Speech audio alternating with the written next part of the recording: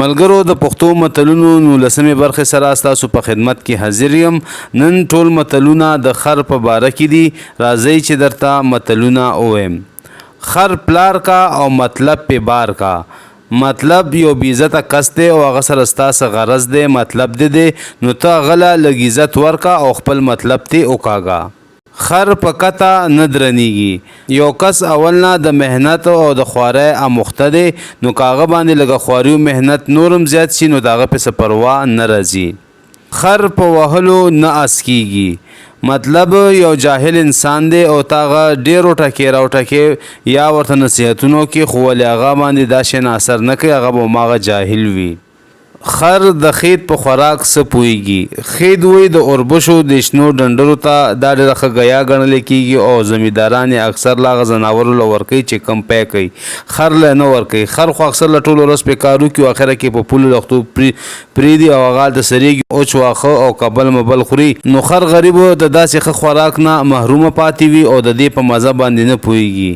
دا متل هغه ځای کې استعمالیږي چې چا ښه شی نه وي خوړلی نو ورته خلک وایي چې د خر د خیدو په خوراک څه پوهیږي.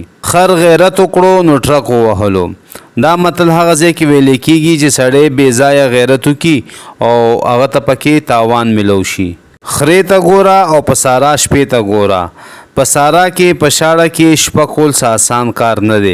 دا متل هغه انسان ته وړاندې کېږي چې سړی د یو کار اهل نه وي او دی لا پې کوي چې زه یې کومه، نو خلک ورته وایي چې دا ستا د وس کار نه دی. ورته وایي چې خرې ته ګوره او په سارا شپې ته ګوره. خر چې تر خره کم وي نو غوږ یې د پرې کولو وي. خر چې مړ شي په سپو اختر شي. مطلب یو غریب سړي ته تاوان ملو شي او نور خلک د هغه په تاوان کې خپل ځان دپاره فیدې ګوري، نو دا متل وایي. خر خپل او پردی فصل نه پیژني.